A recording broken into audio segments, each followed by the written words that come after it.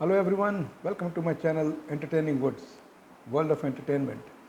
आज मैं रिव्यू करने जा रहा हूँ 1980 में आई हुई फिल्म काली घटा।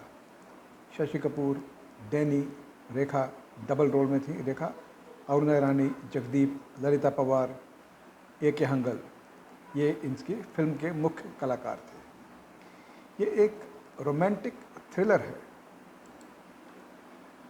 फिल्म की शुरुआत होती है, पहले ही सीन में नाज़िर हुसैन का मर्डर हो जाता है। नाज़िर हुसैन जो है, किसने किया ये नहीं दिखाया जाता है। बहुत ही खूबसूरती से इस सीन को लिखा गया और पिक्चराइज किया गया है। उनकी दो बेटियां हैं, डबल रोल में रेखा। एक रेखा जो है वो डैनी से प्यार करती है और दूसरी बहन उसे इतना अप्रूव नहीं करती क्योंकि वो उनके मैनेजर का बेटा है। और समहाउ ये जो रेखा है डैनी को उतना पसंद नहीं करती है, तो अपनी बहन रेखा को फ्रांस भेज देती है पेंटिंग के कोर्स के लिए, क्योंकि उसका शौक़ था वो।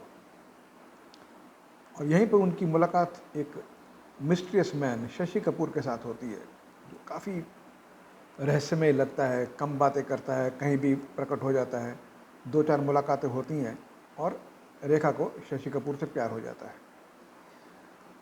एक दिन अचानक रेखा जो है शशि कपूर के साथ अपनी शादी का ऐलान कर देती है और उसी दौरान उसी पार्टी में वो ये ऐलान करती है कि उसकी तमाम जायदाद की जो मालकिन है वो उसकी बहन रेखा है, जो अभी फ्रांस गई हुई है।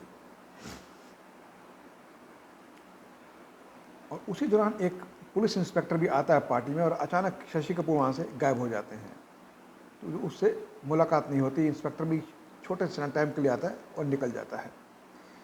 एक दिन रेखा और शशि कपूर एक नाव में सैर कर रहे होते हैं। वहाँ पर एक हादसा हो जाता है।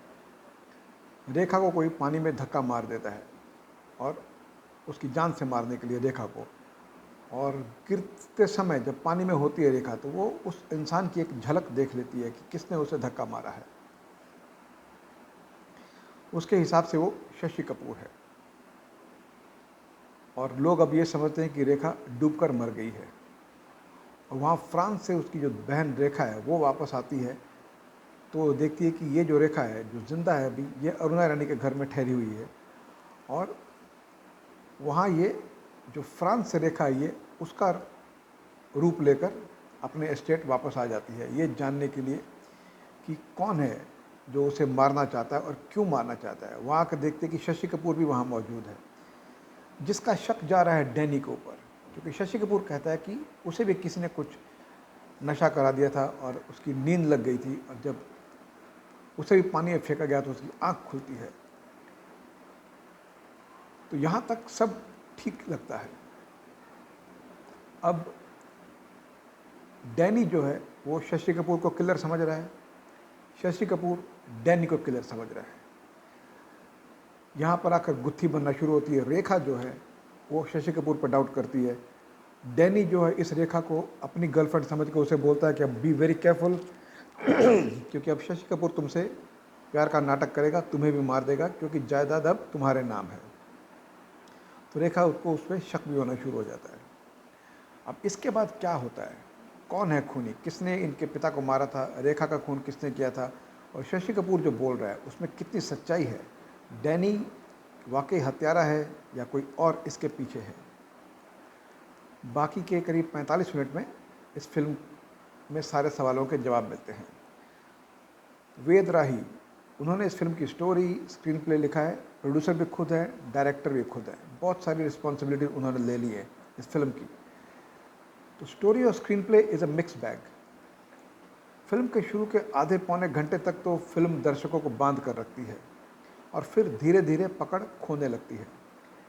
रेखा की जो हत्या की साजिश है वो एक बार फिर से उम्मीद जगाती है, लेकिन स्क्रीन प्ले के ढीलेपन की वजह से वो बात बनती नहीं जो एक थ्रिलर में होनी चाहिए।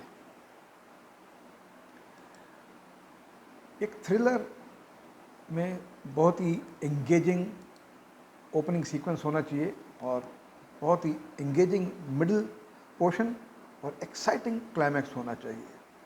इस फिल्म में स्टार्ट बहुत अच्छी है जो आपका इंटरेस्ट जगाती है। अनफॉर्चुनेटली जो मिडिल पोर्शन लिखे गए हैं वो उतने ग्रिपिंग नहीं है।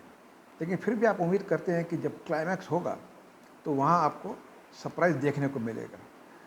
हालांकि करीब आधा घंटा पहले आप समझ सकते हैं कि who is the main culprit, लेकिन जब असली किलर को दिखाया गया तो ये वाकई एक शॉक था, क्योंकि किसी की भी शक की सुई उस आदमी पर जाती नहीं है। लेकिन फिर पता चलता है कि उसके पीछे कोई मास्टरमाइंड और था। तो उसका जो रहस्य खुलता है तो वो चौंकाता जरूर है, लेकिन जो वजह दिखाई गई है वो उतनी कन्विंसिंग नहीं लगती। सो एक स्क्रीन पे जो थोड़ा सा ढीला पड़ गया है, इसकी वजह से फिल्म ने अपना चार्म कहीं ना कहीं जाकर खो दिया था और अंत में एक एवरेज थ्रिलर बनकर उभरती है ये फिल्म। फिल्म में 6 गाने हैं, एक ही गाना अच्छा है, काली घटा छाई प्रेम रुत आई। सोलो 2 बार होता है ये, एक बार लता की आवाज़ में, एक बार मोहम्मद रफ़ी की आवाज़ में, और बेहतरीन गाना ये। इसके लिरिक्स बहुत अच्छे हैं, कंपोजिशन बहुत अच्छा है, गाया भी बहुत अच्छा है। बाकी के गाने ठीक ठाक हैं, लेकिन फिल्म में आखिरी 1 घंटे में 3 गाने बहुत जल्दी जल्दी आते हैं और ये फिल्म में एक तरह से रुकावट पैदा करते हैं। तो गाने उतने ज़रूरत नहीं थी, लेकिन प्रोड्यूसर डायरेक्टर को लगा कि ये गाने इतने होने चाहिए, तो गाने उतने अच्छे नहीं है फिल्म के। एवरेज म्यूज़िक इसे कहा जा सकता है, जबकि आनंद बख्शी और लक्ष्मीकांत प्यारेलाल का कॉम्बिनेशन था इसमें। It was a very successful combination, but unfortunately यहाँ पे एक्सेप्ट वन सॉन्ग काली घटा छाई, उसके अलावा कोई भी गाना ऐसा नहीं था जिसे आप याद रख सकें। सुभाष गुप्ता इस फिल्म के एडिटर हैं। उन्होंने बहुत कोशिश की कि इस फिल्म की लंबाई को बहुत कम रखें। 2 घंटा 10 मिनट के लगभग की फिल्म है, लेकिन इतनी छोटी रखने के बावजूद भी due to poor screen play film में वो इंटरेस्ट पैदा नहीं होता है जो कि एक थ्रिलर में होना चाहिए, जो आपको एज ऑफ द सीट रखे। हालांकि एडिटर का काम बहुत अच्छा है। केजी की सिनेमाटोग्राफी है जो बहुत ही खूबसूरत है, बहुत ही खूबसूरत है। जो लोकेशंस पे फिल्म शूट की गई है वो बहुत ही ज़बरदस्त लोकेशंस है और बहुत ही खूबसूरती से उन्हें कैप्चर किया है केजी ने। उर्मिला भट्ट, पिंचू कपूर, राज मेहरा, ललिता पवार, जगदीप, ये छोटे छोटे रोल्स में हैं और ठीक ठाक है। कोई बहुत ही ओवर द टॉप परफॉर्मेंस नहीं है, बस ठीक ठाक है। नाज़िर हुसैन एक ही सीन में है, उन्हें एक भी डायलॉग बोलने का मौका नहीं मिला, दिखाया गया है, उन्हें शूट कर दिया जाता है, तो there is nothing much to say about his performance. A Hangal ठीक ठाक थे अपने परफॉर्मेंस में। अरुणा ईरानी ने अच्छा काम किया है। डैनी को जितना भी रोल दिया गया, काफ़ी लंबा स्क्रीन प्रेजेंस है उनका, वो अपने रोल में कामयाब हुए हैं। रेखा डबल रोल में है और किसी भी रोल में वो इतनी इम्प्रेसिव नहीं लगी।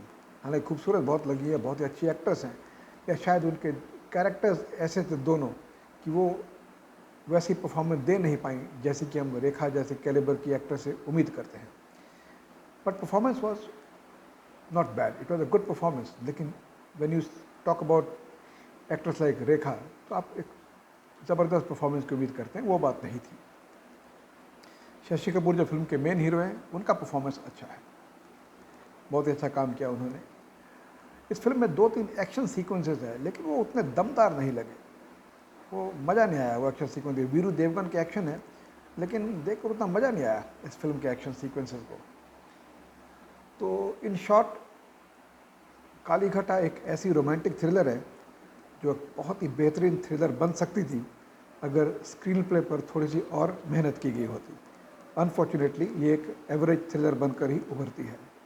तो अगर आप एक एवरेज थ्रिलर देखना चाहते हैं विदाउट एनी एक्सपेक्टेशंस और बिना ये सोचे कि हम एक बहुत अच्छी फिल्म देखने जा रहे हैं, तो काली घटा आप देख सकते हैं। लेकिन अगर आपको बहुत ही अच्छी फिल्म चाहिए, नेल बाइटिंग मोमेंट चाहिए, edge of the seat entertainer चाहिए, then Kali Ghata is not your cup of tea. मैं इस फिल्म को देता हूँ 2.75 स्टार्स। ये 3 स्टार से भी थोड़ी नीचे की फिल्म है और एवरेज से थोड़ी सी ऊपर है। सो 2.75 स्टार देता हूँ मैं काली घटा को, जो एक बार अगर चाहे आप तो देख सकते हैं। Thank you very much for watching this video. अगर आपको ये रिव्यू पसंद आया है, you may press the like button. अगर आपको पुरानी फिल्मों के रिव्यूज़ पसंद हैं तो आप मेरे चैनल को सब्सक्राइब कर सकते हैं, ताकि जब मैं अगला वीडियो पोस्ट करूं तो आपको इसकी इत्तला मिल जाए। Thank you very much once again and I wish you all a great day.